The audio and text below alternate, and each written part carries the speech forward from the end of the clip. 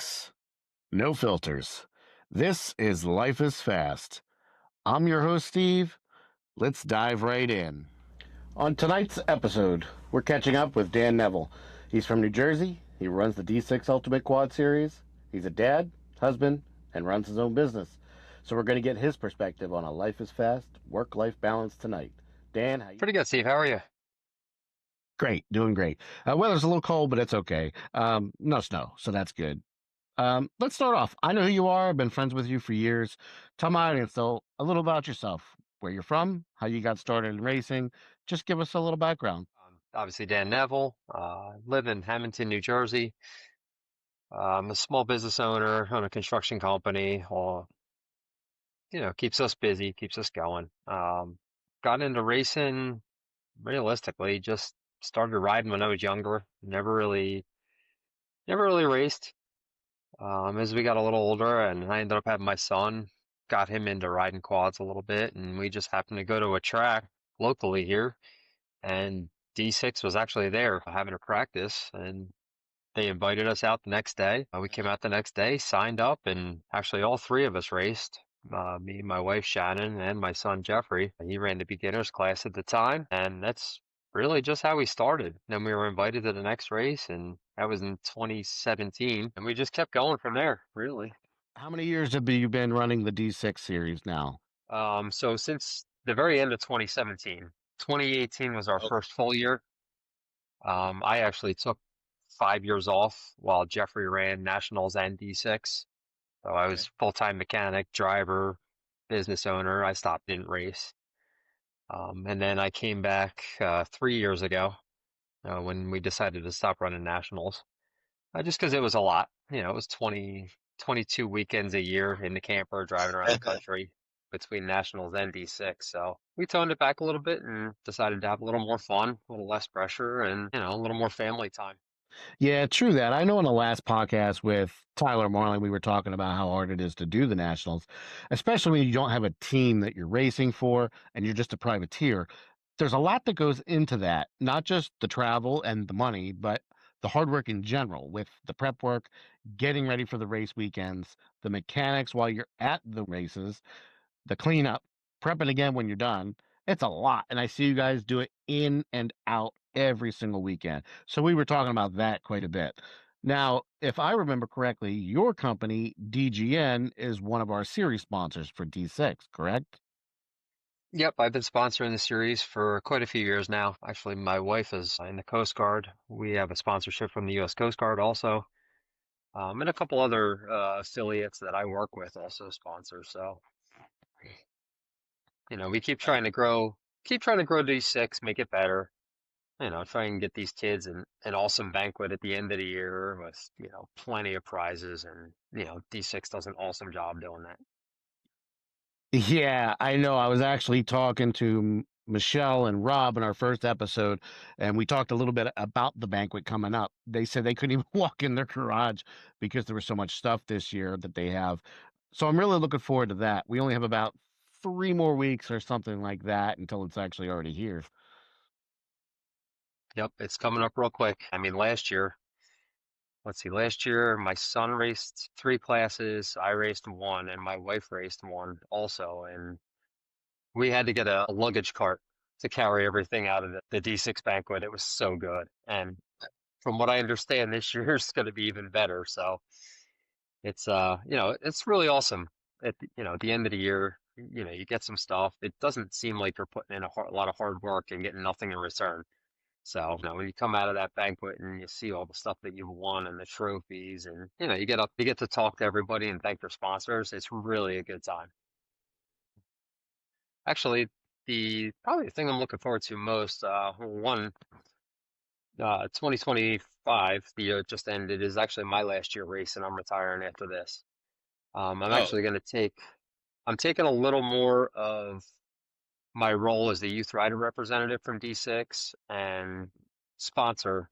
I'm going to be doing more for the sponsors. So I want okay. to I want to put a little more effort into, putting up banners, having our flags up for every single race, making it look a little more grand. When people show Yeah. up, I want everybody to be like, holy crap, D6 is doing it right. That way we have all of our sponsors showcased every single race, big banners, big flags, and everybody feels important at every single race. Yeah, I definitely can agree with that. We definitely want to make all the sponsors feel included. They all do a lot by contributing to the series, so it's definitely important we make them feel as important as they are to us. I know when I put my own banners up at a racetrack, people are looking at them like, "Oh man, look at that." It's a good feeling. So I know even for the other sponsors, it's going to be the same thing. It's a great feeling when people see your stuff and they're not sure what it is, and then they inquire about it. It brings attention not just to the race, but yourself as well. It's something we all look forward to each and every race weekend. Yep, we want everybody to feel like, they're getting their money's worth, they're happy, they see a lot of promotions, and they see the smiles on the kids' faces. And the kids, even the younger generation, they see it. They know people's logos, and they thank Yeah. people who are there. We have some people that are in the sport that are at the track every weekend, FTR and Kramer Motorsports, those guys are there all the time. They see their sponsors, you the same also. They see their logos everywhere, and then they can put a face with the name, and Yeah. they grow up with them now. This isn't really a series or a sport where people do it for, a couple races and then leave. You do this for a long time for most of us. So Yeah. you really grow a relationship with a lot of these sponsors and a lot of the people in the series. Definitely. I know Kramer Motorsports are at every single race, and let me tell you, I've seen some of you guys not necessarily have a bad rack, but I've seen some catastrophic failures. Say you break an axle after jumping a triple, they're right there. Odds are they have what you need, and you're getting right back out, going out for the next moto. It's really good to have them there. I'm actually hoping to have them on one of my episodes of the podcast this season too. But like you said with the logos, it's something that everybody recognizes, such as Ty from FDR. He's another sponsor for the series as well. I'll be actually talking to him soon too. But as far as what he does for us, he does some really, really incredible design work for all these guys. Their graphics are always on point. But like you said, it's all about the logos, being able to represent yourself and be a recognizable brand. That's actually one reason that I rebranded about a year or two ago with my logo. I wanted to stand out a little bit more and be a little more recognizable for what I do out there. Oh yeah. Yep. Everything, everything helps. All that stuff helps. Ty from FTR is actually like really trying to broadcast a little wider range of products and things available, and he's really doing a great job. His turnaround time is really good. Like, we've been Yeah. working with him for years, and we worked with Ernie before Ty, and he's carrying it on and really taking it to the next level right now. So it's awesome to have him in our corner and in D6's corner. Yeah, he's definitely doing a really good job carrying on the FTR name for sure. It's been really sad with Ernie no longer being with us, but he sure picked the right person to carry on that FTR name. And the high level of quality work that Ernie always did, Ty's right there doing the exact same thing with everything he produces. It's really amazing. I know Ernie would be proud.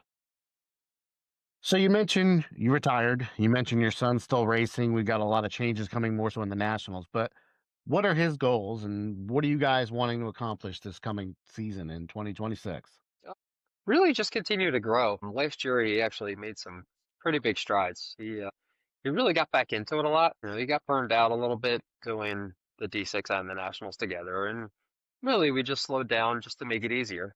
But now he really developed that passion again last year. I think with me riding the last 2 years myself, it took a little pressure off of him and, typical dad syndrome. But he's developed, like I said, that passion, and he's really gotten back into it. And he's been watching and learning a little bit more, and um, actually, he's had a couple friends of ours that have been taking him up to the gate, including Kramer Motorsports and Dylan Ungst, been really helping him on the gate, which has helped his gates. Like, there's this motocross community is different. Even though you compete against people, they'll still be willing to help you out, and, especially the kids. Everybody's so quick to jump in with the kids and help them. So I would realistically just say have fun and just progress, do better. Jeffrey he's got it kind of hard.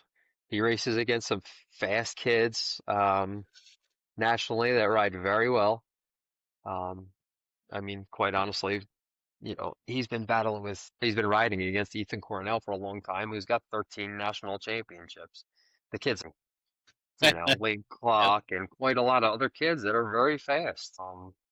Fortunately, we're friends with all of them, but you grow up against these kids, so it's really hard to win, very hard. So realistically, just setting your own pace and just progressing, doing better yourself. It's so cool to watch the kids. It's like I've mentioned on our first 2 podcasts of the what I mean? It's motocross. It's not just a community. It's a family, whether you're a dirt bike guy, a quad guy, it doesn't matter. Watching these kids be so competitive on the track, and as soon as they're done, they're already congratulating each other. It doesn't matter who wins. They always want to congratulate every single rider with a high five or a fist bump. It's a good feeling to see such camaraderie amongst the young kids and the adults. You don't get to see that too much these days in other sports. It just doesn't happen. No, you really don't. I mean, I even make a point after every race, I try to pull off at the track exit and give everybody a pound, make sure they got off safe. And the few times I didn't get off, there's been people that have stopped to pick me up, help me out. I've had a couple bad ones this year, so it was nice to see friendly faces that helped me. So your rough season, you're getting older. Is that what contributed mainly to you retiring, or is it more to focus on Jeffrey's career this upcoming season?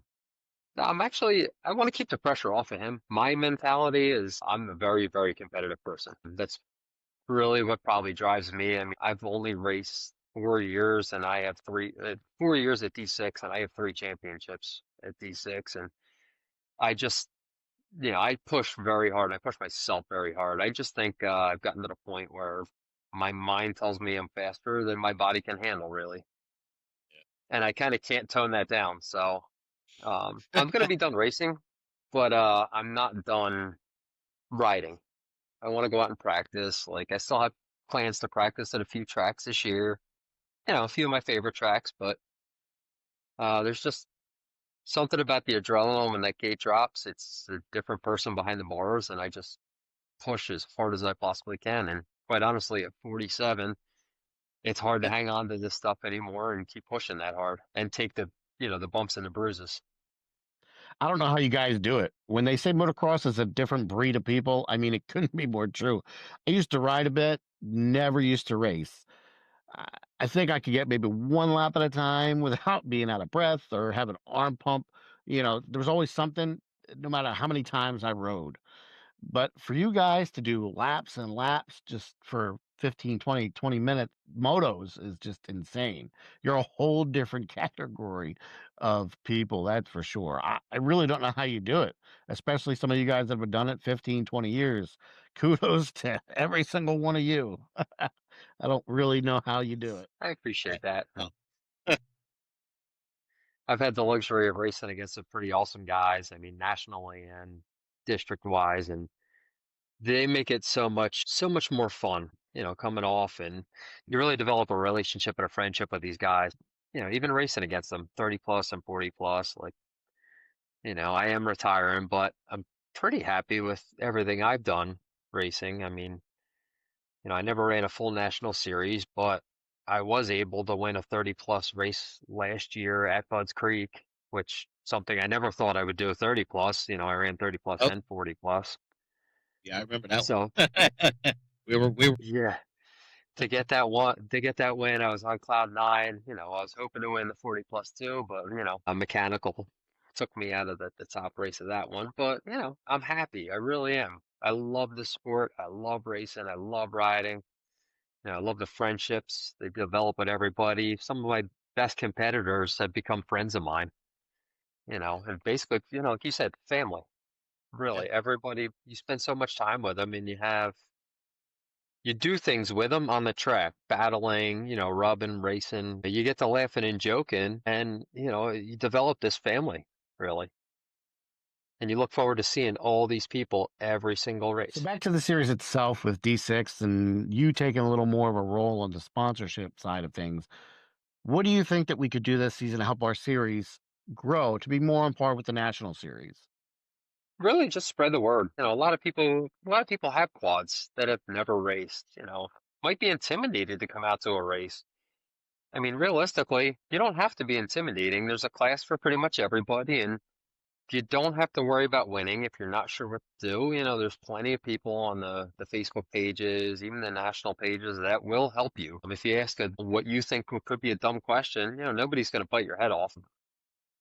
Come out and check it out. Share it to the local tracks, areas pages, social media pages, things like that, just to spread the word. People might in the local area might want to just try it. We have everything from a beginner's class, which is basically just learn how to get around the track. No jumping, but try to keep it safe from 50, 70, 90, 250, 25 plus, 30 plus, 40 plus, 50 plus, A, B, C classes, expert, pro-am, which is A, all these classes that you can come out and pretty much safely try a race. Come out for practice. Talk to people at a practice. It's usually on a Saturday, low key. You don't have to join D6. You don't have to get an AMA membership if you just want to practice for the day. But if you do decide you want to like it, or if you do decide you like it, come on out and try racing.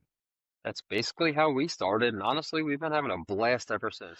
Yeah, it's definitely intimidating. I know the first time I jumped on a track, not a race, obviously, but just on a track, it was super intimidating. But it was just such a rush of adrenaline at the same time. Even just me putting around, rolling over the jumps, and I was too scared to hit them, obviously, or even take a turn too quick.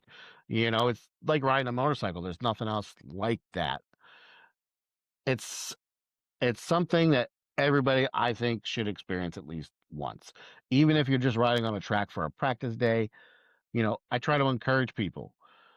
I know there's people that weren't going to D6. One of my friends, Justin, he raced just a local backyard series, and between me and a couple other friends, we convinced him to come out and try a D6 race, and he's doing a great job now. He's been doing it over the last couple of years. He even runs some of the national series too, as well. I actually met him at Field of Dreams, which is actually our opening round this season. I met him there. We've been friends, ever since. But when you start to encourage other people, whether it's a beginner or it's an older adult, it's a bond that starts. It's like car guys. Once you start building a bond and making those friendships, over time, most of them they can't be broken because you both love and have such a passion for that. Yep. Yeah, you end up building that support relationship. And, one of the things I always tell people, like, a lot of people ask, when did you start your child racing? And, I started Jeffrey at 3.5. He was young. He actually rode around the backyard for a little while at about 3. And, after he hit his first tree, then I decided, all right, well, let's get you on a track and we'll give you a direction. And it's funny, when you give them a direction to go, it helps a lot. And then as you start progressing into racing a little bit, like, it kind of brought to my attention the fact that in the pits, you're a team. You're together. Our family's always there together. So we're always there together. But once he's on the line and that gate clicks, he's out on his own. It's him. So it's not like necessarily a team sport. He also does basketball and hockey and things like that. So he gets the team camaraderie and how to win as a team and how to lose it as a team. But this sport in motocross, when that gate clicks, like, you're on your own. It's all you and that machine. And it's up to you to give it your all and place the best that you want to, place and put the work in to do the best that you can. And these kids learn a little bit of satisfaction in their own self-improvement, really, and their own accolades that they're winning, even moving up from 20th place to, 18th, 17th, 14th. You move up and you start seeing the results of your hard work. And to me, I'm teaching them very young that your own hard work pays off because it's just you out there. There's no team that can carry you. Very, very true. Like you said, once that gate drops, it's on you. It's on you to maintain that focus, the discipline, to do your best and push yourself, but also at the same time, like I talked with Tyler last episode, knowing your limits. These kids have no fear, But at the same time, even though they don't have fear, they do know their limits. And I've seen some of these kids get frustrated with themselves. They can't hit a jump or whatever, but their friends are right there pushing them, saying, "You can do it. You can do it." Prime example last episode, talking about Ethan Cornell and Liam Clark on the bonsai jump at Sleepy Hollow. I mean, they sent that on their 90s. There's adults that won't hit that. That's them pushing themselves. And it's awesome to see these kids doing that. Yes.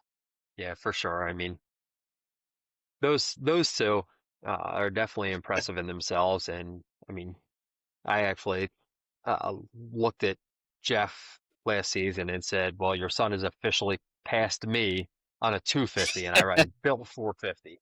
The kid, he's just phenomenal, and it's good to see kids that can push the limits like that and still ride like that. A lot of kids have, let's face it, it's a dangerous sport. A lot of kids crash, they have hiccups. I mean, my son has had his issues where he's had crashes and had to work through it mentally. And there's some things he hasn't quite got through yet, but it's a part of growing with the sport. And you learn to overcome your fears also in this sport. So there's a lot of life lessons that you learn running this sport, trying different things. And there's some that you never really come back from. And that's okay too. A lot of these kids, they think it's not worth it. I mean, listen, at 47, I kind of decided I decided it's not worth it for me. I want to be here to make sure that, Jeffrey can ride and run every class that he wants to run. So we've talked a little bit about the Nationals. We've talked about sponsorships. Let's get down to the nitty gritty. Name of the game is life is fast. Doesn't matter whether you're racing or you're running a business. How do you deal with your work life balance? I know it's not easy. You travel a lot and you work your butt off with your businesses. How do you find that balance between work, racing, and your family? I've always been really family oriented. Our family has always been very tight. I want to stay, I got to make sure I'm here for them. I want to make sure that I give them enough time, and also, work. I need to give that enough time. It's definitely a hard balance. In the beginning, when I started my business, we really didn't have much, really just trying to make it all work. Quite honestly, we had a newborn. Actually, we bought a house, got married, had a kid, and started a business all in 4 consecutive years. One thing every year. And after that, with all those things compiled on me, a new mortgage, a kid, and a brand new marriage, the stress of starting the business would weigh on me a lot, and I really had to figure it out quickly. Because it was tough. There was a lot of sleepless nights, quite a few times getting up at 2, 3 in the morning, starting work. And I would go because I put myself under so much pressure. But I kind of learned to back off. I got to live life too. I have to enjoy it. I want to back off a little bit to enjoy the time with my son, while he wants to hang out with me and while the family is so tight, because let's face it, when the kids get older, they go off to do their own thing. So, I'm going to be here for him when he does. I want to come back and hang out, but I want to be here now for as much time as I can get with him too. So, Yeah. I just do the best I can, really, to make it all work, keep my customers happy, you know, just be upfront and honest, tell everybody, hey, I'm busy, it's going to take me this long. So going back to your 25-year-old self, starting a business, a family, getting into the race life, if you could, what advice would you give yourself back then? At 25, I would say do it, have fun. You can make more money at 25. You can make things happen still. You're young enough to do it, really. You definitely need a support group to make these things happen, whether it be sponsors or just friends to help you out, really. And a lot of those friends you can actually make at the track. So don't feel like you're just coming in blind because you will end up having friends relatively quickly. But 25-year-old self, go do it. Just do it. If you got to, nickel and dime, make it work here and there, just go start. If you don't finish up towards the top, you'll get there. It'll give you something to work hard for. Are there any mistakes you've made in the past, or rather you felt it was a mistake, but really it was just another stepping stone in progressing and developing your own work-life balance? Yeah, I mean, putting too much pressure on myself in the beginning.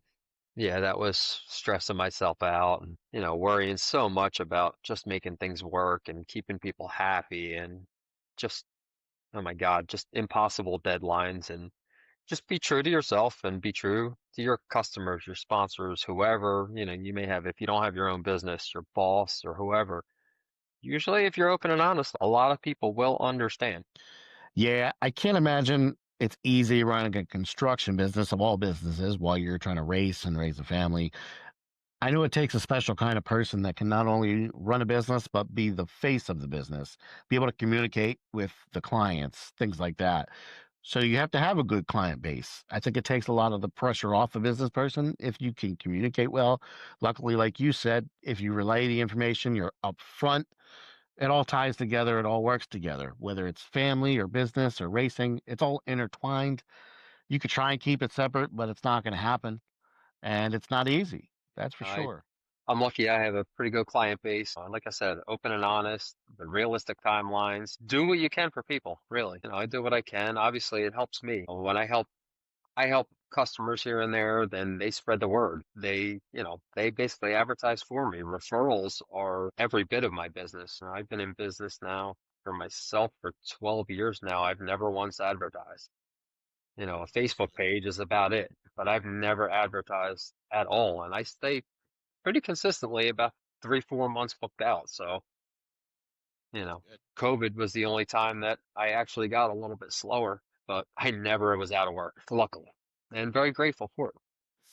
I know I've used you here at my house several times, and I really can't say enough good things about you, especially when my father had a few strokes and we needed to do quick remodels of the bathroom and such. You took care of us. You put rails up, a whole new shower, everything. And you spoke with your other customers, explained your situation. You took care of us, and I can't say enough good things about you. That's another reason I'm glad you're one of the sponsors for our series. You're a great person to have as a friend, and you're one of those all around great guys, and I truly appreciate you. So I'm not going to take up too much more of your time, Dan. I know you're a busy person. What are your last final thoughts for our viewers? What do you want to say? Whether it's Just go out there and have fun. Life is short and it's fast. Now that I'm getting a little bit older, I look back a little bit and have fun. Don't get wrapped up in drama and BS so much. Try and enjoy life. Get to the track. Give the people you love or friends with hugs. Tell them you love them. Go out there, have a blast. I mean, there's people I've raced with since actually 17, that have become such close friends that, we'll walk up and be like, love you, brother. Give them a big hug. And it doesn't hurt anybody. It Yeah. hurts nobody to show somebody some love. It really doesn't. Yep. So enjoy, Respect. have fun.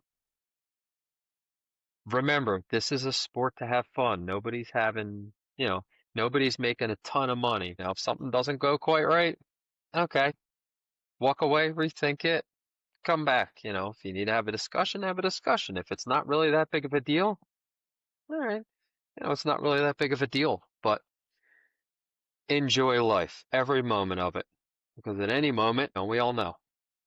So enjoy it. Racing is something I've enjoyed every moment. I hope I'm still riding into my 50s, well into my 50s. So I hope to still be practicing and I'll get there. So I want to see some people out there pointing at the old guy like, holy crap, he's still riding. One thing kept me going is a lot of people just telling me like, even at your age, you're still pretty quick. And, that means a Oh lot yeah. to me. There's not a lot of people that will come up to you and like pump you up to like, oh, holy crap, you're fast, and not even just for your age, but you're pretty quick. Yeah. It's nice to hear because I didn't grow up racing. I rode tracks here and there, but my first race was 2017. That's my late 30s. It's late to start this. Yep. I was never Exactly. allowed to ride when I was younger. time sure does fly. And do you know why? Because life is fast. And with that being said, Dan, it's been great talking to you. I look forward to this season and checking in on you guys, especially Jeffrey and his race season. But for now, have yourself a good night.